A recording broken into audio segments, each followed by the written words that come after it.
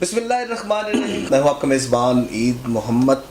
تو ناظرین، آج کا پروگرام بڑی خصوصی اہمیت کا حامل ہے کیونکہ آج کے پروگرام میں ہم پاکستان کی معیشت کے وہ معاملات ہم ڈسکس کریں گے جو اس سے پہلے کسی نے بھی نہیں کیے ہوں گے.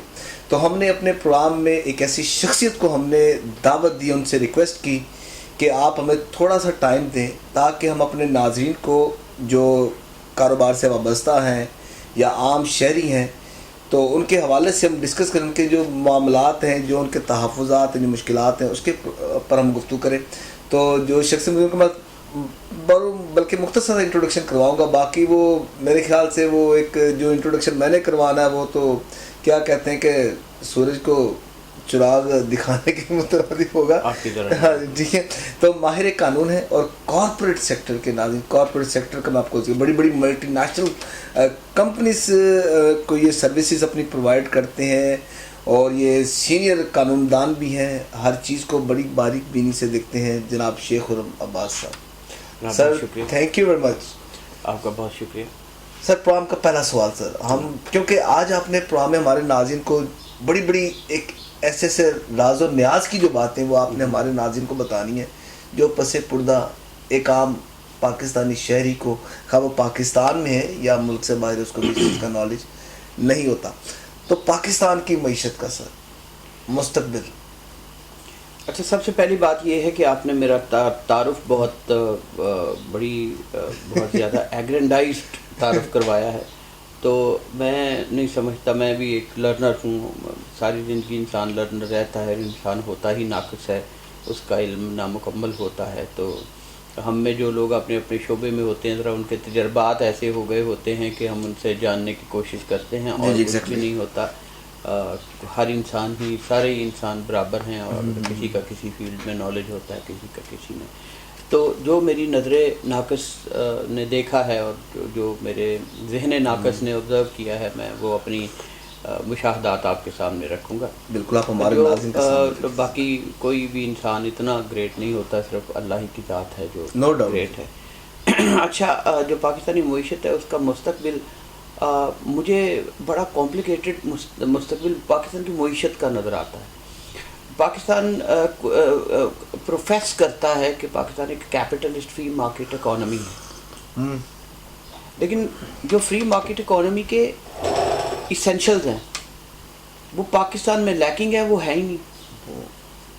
ہمارا طریقہ کار جو ہے وہ ہے جو کمیونزم کو سوٹ کرتا ہے، ڈکٹیٹرشپ. کئی جگہ پہ ہماری سرکاری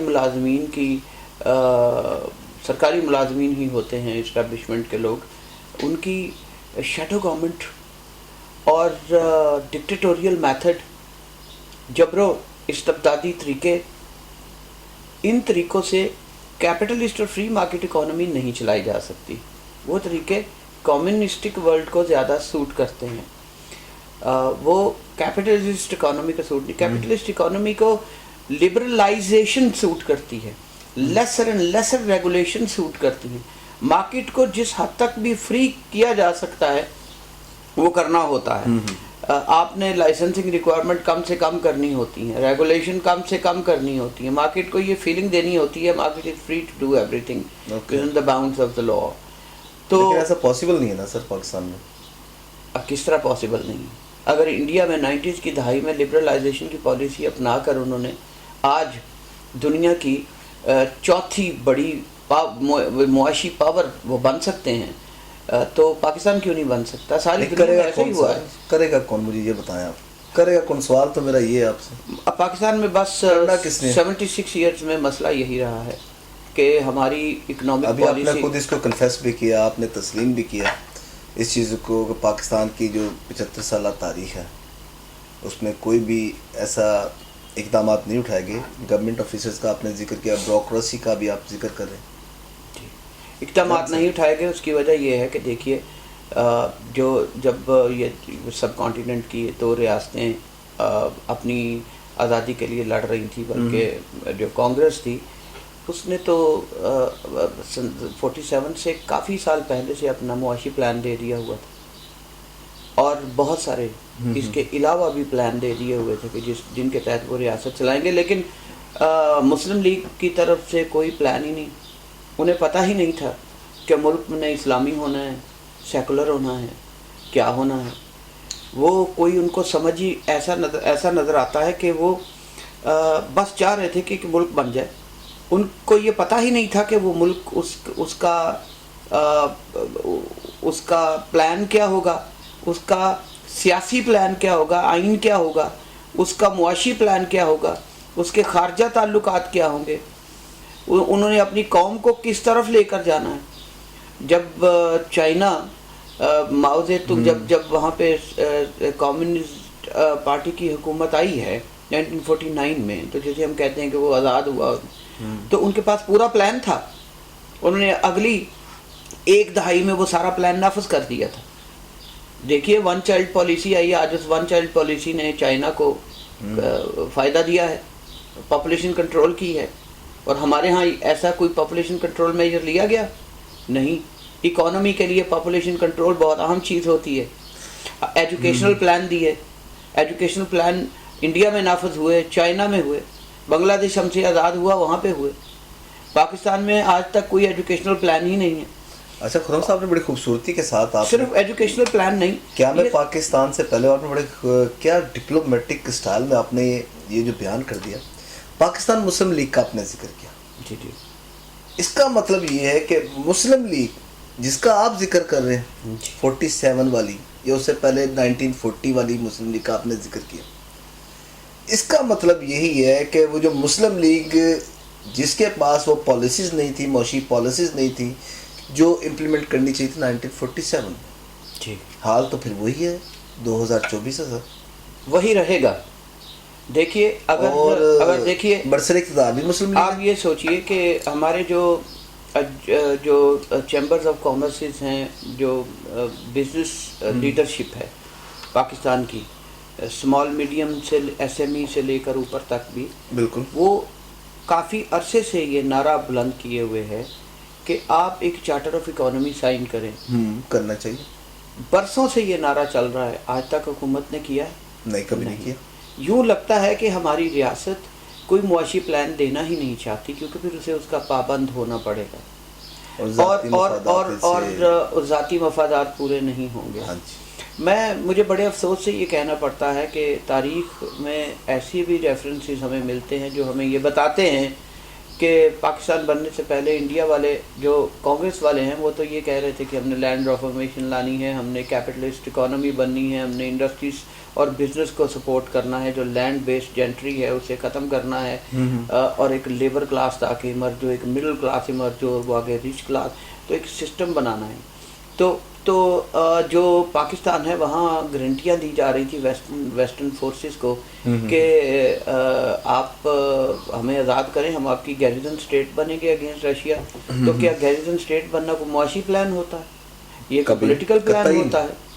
کم از کم کسی ریاست کے بننے کی ریسیپی جو ہے وہ گیریزن اسٹیٹ بننا تو نہیں. گیریزن آپ بنیں گے تو پھر گیریزن جیسا ہی آپ کا بیہیویئر ہوگا. آپ ان کی گیریزن بن رہے ہیں، آپ کا اپنا کوئی وجود نہیں ہے، آپ کی اپنی کوئی ضرورتیں نہیں ہیں، آپ کی اپنی کوئی in the country within the country آپ کی پاپولیشن کی صورت میں آپ کی یہ فیملی نہیں ہے، یہ نیشن نہیں آپ بنا رہے. آپ ایک نیشن بلڈنگ کرنا تھی. آپ نے نیشن بلڈنگ کے لیے جو انگریڈینٹس چاہیے وہ انگریڈینٹ میں سب سے پہلے آپ کو پولیٹیکل اور اکنامک پلان دینا ہوتا ہے کہ آپ کی ڈائریکشن کہاں ہوگی. اسی کے نتیجے کے اندر آپ اس قوم کی ایک ہیلتھ پالیسی بناتے ہیں، اس کی لا اینڈ جسٹس پالیسی بناتے ہیں، اس کی ایجوکیشنل پالیسی بناتے ہیں، آپ اس کے سارے پیرامیٹرز طے کرتے ہیں اور پہلے ہی دہائی کے اندر کر دیتے ہیں. آپ نے دیکھا نہیں، انڈیا نے پہلے 4-5 سالوں کے اندر ہی ملٹری سے لے کر سویلین اداروں تک سب کی ریویمپنگ کر کے اسے گیئر اپ شیپ اپ کر دیا تھا. ڈومین ان کی بنا دیے کہ آپ نے اس ڈومین میں رہتے ہوئے آپ نے. ہاں جی. اور ہم دیکھتے ہیں کہ انہوں نے پہلے ہی 10 سالوں کے اندر ایک بہت فرینکٹیکلی اس بڑی تیزی کے ساتھ جو کولونیل بلکہ اینٹی کولونیل موومنٹ چلائی اور ملٹری کی اور سول اداروں کی جو شیپنگ ہے وہ انہوں نے اب کولونیل سے بدل کے انہوں نے ایک free market economy capitalist nation state کی طرف اس کا رخ موڑا اور اس کی شیپنگ کی. ہم نے تو ایسا کیا ہی نہیں. ہمارا ہمارے کوئی لیڈر کہہ رہے تھے کہ ہمارا آئین تو 1400 سال پہلے بن گیا, یہ قرآن ہے. کوئی کہہ رہے تھے نہیں ہم سیکولر بنیں گے.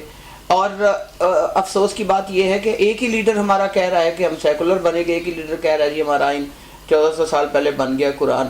یہ دو باتیں آپس میں میل ہی نہیں کھاتی.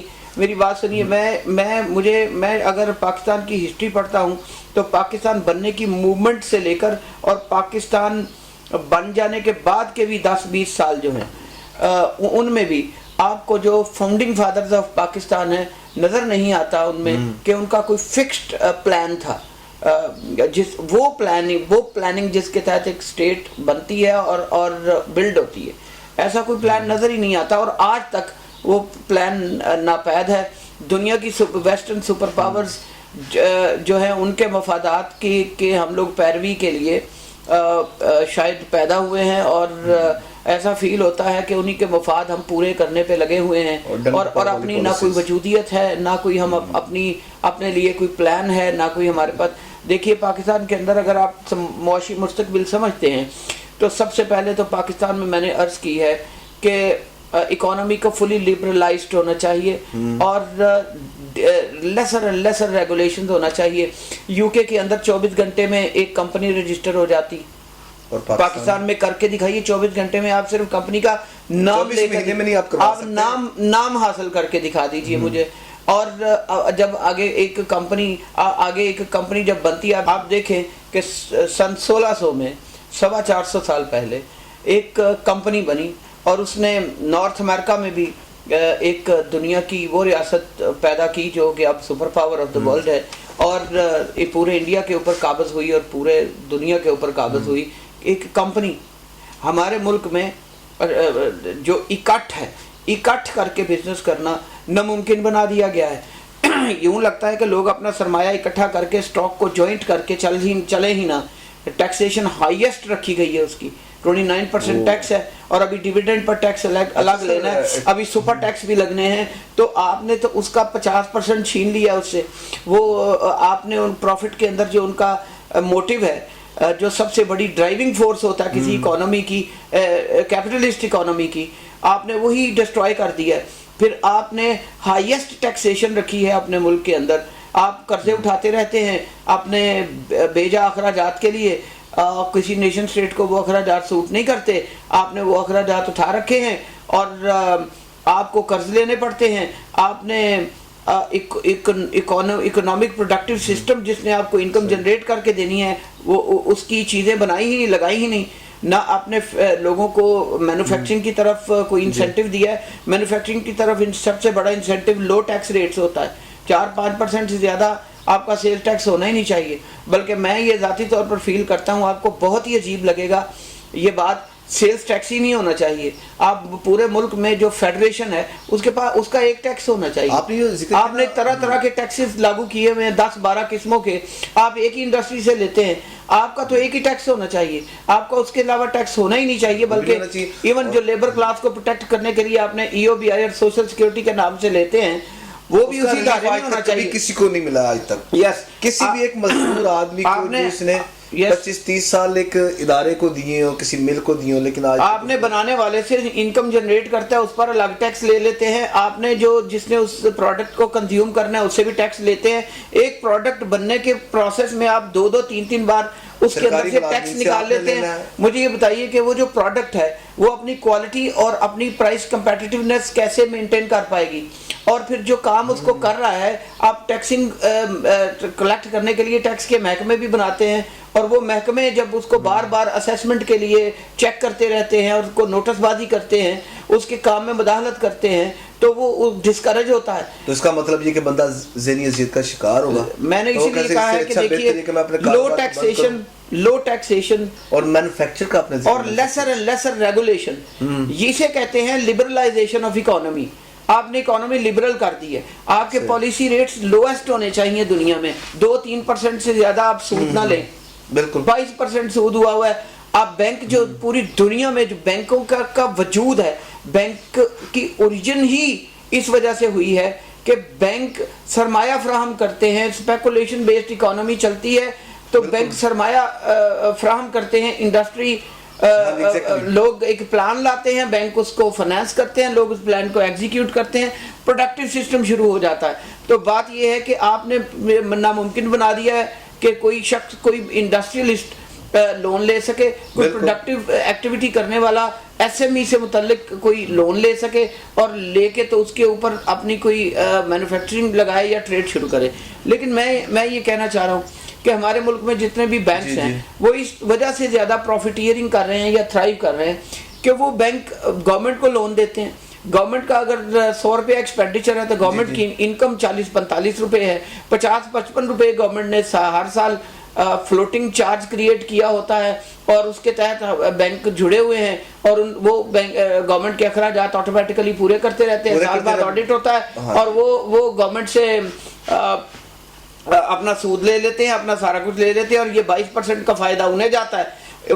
اور جو بینکوں کا وجود ہے انڈسٹری اور ٹریڈ کو پروموٹ کرنے اور پھلنے پھلانے کے لیے یہ ایک لوبریکنٹ کا کام کرتے ہیں اور وہ ان کا فنکشن ہی ختم ہو گیا ہے. تو یہ جو ہمارے ملک کی صورتحال اکانومی ہے, میں دیکھ رہا ہوں کہ دیکھیے اگر آج کوئی بیج بوئیں گے اور اچھے طریقے سے اس کی گوڈی پانی کریں گے تو وہ کل کو اگے گا, اس میں پھل پھول اگے گا, وہ کل کو درخت بنے گا.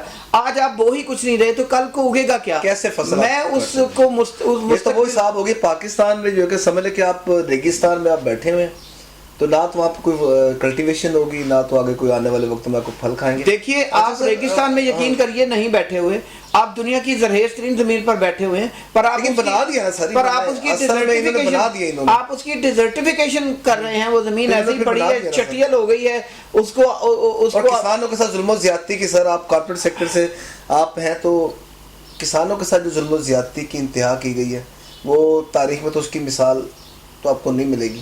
دیکھیے جو کسان ہے نا, کسی بھی ملک میں کسان تو تب طاقتور ہوگا نا جب آپ فیوڈلزم ختم کریں گے. ایک فیوڈل لارڈ کے پاس اتنی زمین ہے, اس کے پاس جو کسان اصل میں اس زمین کے اندر سے پھل پھول اگا رہا ہے اس کو تو وہ اس کا فائدہ ملتا ہی نہیں. آپ جا کے دیکھیں, آپ کسی بھی سڑک پہ سفر کر لیں ملک کی جہاں پہ واسٹ پلینز ہیں ہمارے فرٹائل, وہاں پہ سفر کریں تو آپ کو تھوڑی دیر کے بعد نظر آئے گا کہ کچی مٹی کے گروندوں کا ایک سیٹلمنٹ بنا ہوا ہے کھیتوں کے بالکل بیچوں بیچ میں, وہ کسان ہے. آپ اس کی حالت دیکھیں گے کہ وہ اس کے پاس وہاں پہ آپ ایک لیٹرین تک نہیں موجود, اور وہ وہاں پہ جانور بھی پال رہا ہے, جانوروں کے ساتھ جانور ہوا ہے, اس کی کوئی لیونگ سٹینڈرڈ نہیں ہے, کوئی سینیٹیشن فیسلٹی نہیں ہے, کوئی اس کو انہی ہاتھوں سے پیسٹی سائڈ کے چھڑکاؤ بھی کر رہا ہے, انہی ہاتھوں سے وہ فرٹیلائزرز بھی دے رہا ہے اور وہ کیمیکلز اپنے منہ میں ڈال رہا ہے, اپنے ناک میں ڈال رہا ہے, اور فصلوں کا فائدہ جو ہے وہ امریکہ اور برطانیہ تک پہنچتا ہے. آپ فرٹیلائزر کمپنیاں اور پیسٹی سائڈ کمپنیوں کو پیسے دیے بغیر فصلیں نہیں اگا سکتے, تو آپ اسی فصل کے اندر جو ملک کا قرض اٹھایا ہوا ہے اس کا بھی حصہ جا رہا ہے. کسان کے پاس تو باچی کچھ نہیں رہا, اتنے پیسے نہیں بچ رہے کہ وہ اپنے آپ کو پور کلاس سے مڈل کلاس تک ہی لے آئے, تو وہ بیچارہ مجبور ہے کہ اس کے پاس اور پیسے کو کام نہیں ہے. جو نظر نہیں آتا. اچھا سر, آپ نے سیر حاصل گفتگو جو آپ کر رہے ہیں اور ماشاءاللہ میرے خیال سے ہمارے ناظرین کو اس سے بڑا فائدہ ہوگا, تاکہ کہ اصل میں ریالٹیز کیا ہے, اور جب تک یہ حکمرانوں میں احساس ذمہ داری وچ از امپاسبل, یہ ورڈ بڑا ضروری ہے یہاں پر کوٹ کرنا, کیسا ناممکن ہمیں دکھائی دیتا ہے. اچھا سر, IMF ڈرونز اٹیکس, ان کو میں ڈرونز اٹیک ہی کہوں گا نا, کہ جو عوام کے اوپر گرتے ہیں اور اس کی قربانی, کیا کہتے ہیں, قربانی کا بکرا کسی کو بنایا جائے تو پھر عوام بنتی ہے. IMF ڈرونز اٹیکس کی اصل میں حقیقت ہے کیسے؟ دیکھیے سب سے پہلے میں آپ کے آپ نے ایک بات اشارہ کیا ہے, میں پھر IMF کی طرف آؤں گا. معذرت کے ساتھ آپ نے ایک اشارہ کیا ہے, میں اس پر کچھ کہنا چاہوں گا. آپ نے فرمایا کہ احساس ذمہ داری حکمرانوں کے اندر کب پیدا ہوگا. میرے خیال کے مطابق ترقی یافتہ دنیا سے لے کر ترقی پذیر دنیا تک تمام دنیا کے جو لیڈرز ہیں, اگر آپ تاریخ اٹھا کر بھی دیکھیں اور آج کی دنیا بھی دیکھیں تو کسی بھی حکمران میں احساس ذمہ داری نہیں ہوتا. اور تاریخ میں اگر دیکھیں کہیں آیا ہے تو وہ اتنے کم لوگ ہیں کہ آپ انہیں شمار میں نہ لائیے. آپ جو واسٹ میجورٹی 99% حکمران ہیں آپ انہی پر آپ 1% کا قیاس 99% پر نہیں کر سکتے. تو میں اس لیے کہوں گا کہ ریالٹی ہی یہ ہے، جنرل ریالٹی، کہ حکمرانوں میں احساس ذمہ داری نہیں ہوتا. دیکھا یہ گیا ہے کہ جو حکمران عوام کو کوئی حقوق دیتے ہیں یا فائدہ دیتے ہیں وہ اپنے ہی مفاد کے لیے دیتے ہیں، یا عوام کا پریشر اتنا ہوتا ہے کہ انہیں دینا پڑتا ہے. تو میں یہاں کوٹ کروں گا آرنلڈ جورجس ٹوائنبی کی ایک کتاب ہے جس میں انہوں نے اسٹڈی آف ہسٹری، جس میں انہوں نے اس بات پہ تھیری دی ہے کہ دنیا کی جتنی بھی ترقی ہوئی ہے وہ ایک فینومینن ہے، چیلنج اینڈ رسپانس. کسی قوم کو چیلنج ملتا ہے اور اس کو وہ رسپونڈ کرتے ہیں تو ڈیولپمنٹ ہو جاتی ہے. تو اگر آبادی بڑھ گئی ہے، دریاؤں کے کنارے وہ فلڈ پلینز کے اوپر کھیتی باڑی کر رہے تھے، تو اب آبادی بڑھ گئی ہے تو وہ انہیں نہریں کھودنا پڑی، تو نہر کی کھدائی کو سیکھنا پڑا. تو یہ ایک چیلنج ہے جس کے نتیجے میں رسپانس ہوا.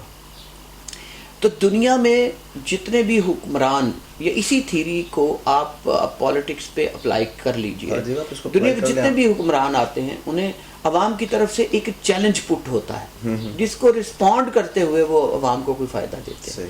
اسی طرح ان کو کوئی ذاتی چیلنج آ پڑتا ہے جس کو پورا کرنے کے لیے بظاہر وہ عوام کو فائدہ دیتے نظر آتے ہیں.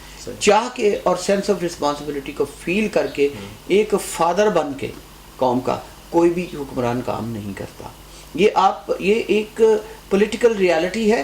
ہمیں خوابوں خیالوں جذباتوں کی دنیا سے ہماری قوم کو باہر نکل آنا چاہیے. اور یہ جو الٹیمیٹ حقیقتیں ہیں، پولیٹیکل حقیقتیں ہیں اور ایک سوشلسٹک حقیقتیں ہیں، ان کو سمجھنا چاہیے. یہ لاز آف نیچر ہیں، لاز آف ہیومن نیچر ہیں، لاز آف سوشل نیچر بھی ہیں، الٹیمیٹ لاز آف نیچر بھی ہیں کہ کوئی بھی چاہ کے احساس ذمہ داری کے تحت نہیں کرتا. یہ ہوتا یہ ہے کہ ملکوں قوموں جو ملکوں کی آبادی ہے وہ یا تو پوری کی پوری آبادی اکٹھی ہو جاتی ہے، ان کی ایک واسٹ میجورٹی آرگنائز ہو جاتی ہے، یا مختلف آرگنائزیشنل گروہ بن جاتے ہیں جنہیں ہم پریشر گروپس، انٹرسٹ گروپس کہتے ہیں. وہ اتنے زیادہ ہوتے ہیں کہ وہ اپنے حقوق کے لیے آواز اٹھاتے ہیں، سول طریقے بھی اختیار کرتے ہیں، کئی دفعہ وائلنٹ بھی ہو جاتے ہیں. وائلنٹ ہوتے ہیں تو نتائج جو ہیں وہ کئی دفعہ کاؤنٹر پروڈکٹیو ہو جاتے ہیں، لیکن سول طریقے اختیار کرتے ہیں، قانونی طریقے بھی اختیار کرتے ہیں، تو کافی اچھے طریقے بھی موجود ہیں جن سے وہ اپنا پریشر پٹ کرتے ہیں، جنہیں ہم انٹرسٹ گروپ اور پریشر گروپس کہتے ہیں. وہ اتنے زیادہ ہو جاتے ہیں، یا قوم اتنی واسٹ میجورٹی آرگنائز ایک ادارے میں ہو جاتی ہے کہ وہ حکمرانوں پر پریشر ڈال کے ان سے اپنے حقوق لے لیتی ہے، ان سے کوئی نہ کوئی معاہدہ سائن کرا لیتی ہے جسے ہم کانسٹیٹیوشن کہتے ہیں. کانسٹیٹیوشنل امینڈمنٹ ہو جاتی ہے. دیکھیں نا یو ایس اے کے اندر جنگ ہو گئی تھی، عوام کے ایک بہت بڑے گروہ نے پریشر ڈالا، جنگ کی باقاعدہ غلامی کے خلاف 1860 میں، تو جس کا چیمپئن بنا ابراہیم لنکن. تو وہاں کی جو کانگریس تھی اسے پھر آئین امینڈ کرنا پڑا. اس طرح کی ڈھیروں مثالیں موجود ہیں، برطانیہ کے اندر بھی موجود ہیں، یورپ میں بھی موجود ہیں.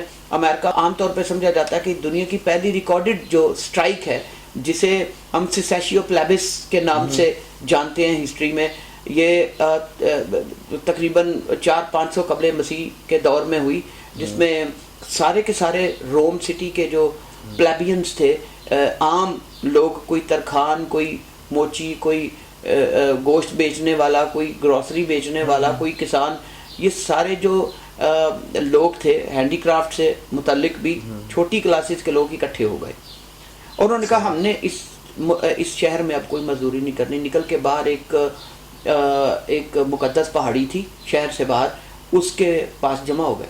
تو جو ایرسٹوکریٹس تھے جنہیں پیٹریشنز کہا جاتا تھا، انہوں نے کہا یہ 2-4 دن بھوکے مریں گے، اندر آ جائیں گے. وہ 14 دن تک اندر نہیں آئے. شہر میں کوڑا اٹھانے والا کوئی نہیں تھا. شہر تو پورے کا تعفن چھوڑیے، شہر کا بزنس ہی بند ہو گیا، کوئی مارکیٹ نہیں کھلی، کچھ بھی نہیں. پیٹریشنز کے ایک وفد کو جا کے ان کے ساتھ معاہدہ کرنا پڑا. تو پہلی بار روم کا ایک آئین تشکیل پایا، اور اس آئین کے اندر ایک پیپلز اسمبلی کریٹ کی گئی اور وہ اسمبلی ایک ٹرائیبیون چنے گی, ایک شخص جسے ٹرائیبیون کہتے ہیں, بالکل, اور وہ ٹرائیبیون جو بھی پیٹریشنز کے 300 سینیٹرز قانون بنائیں گے اسے ویٹو کرنے کا اختیار رکھتا ہے. لفظ ویٹو بھی وہاں سے پیدا ہوا. اچھا, یہ ہسٹری ہے, یہ ہسٹری. اب بات یہ ہے کہ آپ دیکھیے کہ روم سٹی کے عام لوگ اکٹھے ہو گئے اور انہوں نے پریشر ایگزرٹ کیا, کوئی جنگ نہیں لڑی, صرف سٹرائک کی, اور ان کی سٹرائک کے نتیجے میں وہاں ایک آئین بنا, اور اس آئین میں کچھ ایسی چیزیں کریٹ ہوئی جو آج ہمارے آئین میں بھی ہیں. یعنی اس سیسیشیو پلیبس کا اثر آپ کو پوری دنیا میں اس وقت نظر آئے گا.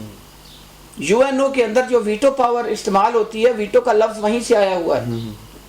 میں یہ کہنا چاہتا ہوں کہ حکمران چاہ کے کچھ نہیں کرتے, یہ ان کو چیلنجز آن پڑتے ہیں, مجبوریاں آن پڑتی ہیں, جب تک احساس ذمہ داری پھر بھی نہیں آتا. یہ چیلنج کو رسپانس ہوتا ہے. احساس ذمہ داری کے ساتھ ہماری ایک جذباتیت وابستہ ہے, یہ ہمارا ایموشنل رسپانس ہے, اور اس طرح کی ایموشنل رسپانس ویکرز جو ہوتے ہیں ان کے آتے ہیں. ان پر خدا کا عذاب نازل ہو جائے, ان کو قیامت کے روز یہ ہوگا, یہ ویک جو فیکشنز آف سوسائٹی ہوتی ہیں, میں نے یہ دیکھا کہ یہ اپنے دل کو مطمئن کرنے کے لیے وہ اس طرح کی بد دعائیں نکلتی ہیں, تو وہ کہتے ہیں ان کو کہتے ہیں احساس ذمہ داری نہیں ہے. لیکن جو اسٹرانگ قومیں ہوتی ہیں, جو قومی لیول پر اسٹرانگ قومیں ہوتی ہیں, وہ پریکٹیکل ایفرٹ کرتی ہیں, جس کے نتیجے میں حکمرانوں سے اپنی بات منوا لیتی ہیں, اور اس کے لیے وائلنٹ طریقے اختیار کرنے کی ضرورت یقین کیجئے نہیں ہوتی. یہ طریقہ آپ نے بتا دیا ہے, یہ اگر اس طریقے سے کریں تو ظاہری بات ہے آپ اپنے تاریخ بھری پڑی ہے, اچھے طریقے بھی ہیں. اچھا سر, میں یہاں پر اپنے ناظرین کو یہ میں بتانا چاہوں گا کہ ہم کوئی سر آپ نے ہمیں ٹائم دینا تاکہ ہم ایک ریگولر بیسس پر آپ کے ہم پروگرام کو ہم لائیں, تاکہ ہمارے ناظرین کو. جس طرح آپ نے بڑی خوبصورت آپ نے گفتگو کی ہے پاکستان کی, صرف ابھی ہمارے پاس تو بڑے کویشچنس کی ایک لائن تھی, لیکن ہم نے جو پہلا سوال تھا اسی پر ہی اتنی لمبی ہماری ڈیبیٹ ہوگی کہ پاکستانی معیشت کا مستقبل. وہ تو آپ نے سر بڑے الفاظ میں, آپ نے بڑے واضح الفاظ میں یہ ہمارے ناظرین کو آپ نے بتا دیا.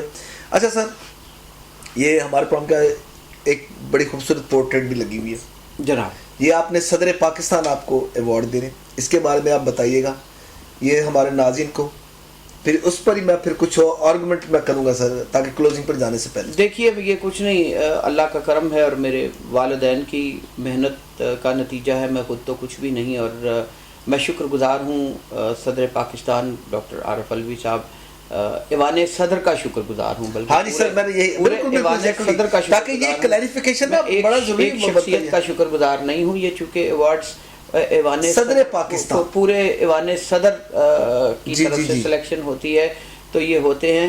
دوسری بات ہے, میں specially Lahore chamber of commerce اور اس کی لیڈرشپ کا بڑا شکر گزار ہوں, جس میں مسٹر صدر جو ہیں مسٹر کاشف انور صاحب, پھر فاؤنڈر گروپ کے چیئرمین میاں مصباح الرحمان صاحب, پھر پیاس گروپ کے چیئرمین میاں انجم نثار صاحب. میں ان سب لیڈرز کا بہت شکر گزار ہوں جنہوں نے مجھے اس قابل سمجھا کہ مجھے ایوان صدر سے میری ان کی طرف سے جو سفارشات ریکمنڈیشنز گئیں, اور ایوان صدر کا میں بے حد مشکور ہوں کہ جنہوں نے مجھ پر یہ کرم فرمائی کی کہ مجھ ناچیز کو حقیر کو اس قابل سمجھا کہ میں اس کوشش میں ہوں کہ جتنا بڑا یہ ایوارڈ ہوتا ہے, جتنی بڑی یہ آنر ہوتی ہے, میں کام بھی ویسے کرتا رہوں کہ جو اس کو جسٹیفائی سر بالکل جسٹیفائی کرے. اب نیکسٹ ٹائم ہم جو آپ کے ساتھ پروگرام کریں گے کارپوریٹ سیکٹر کا, جب میں نے انٹرو میں آپ کا ذکر کیا, تو ناظرین کارپوریٹ سیکٹر میں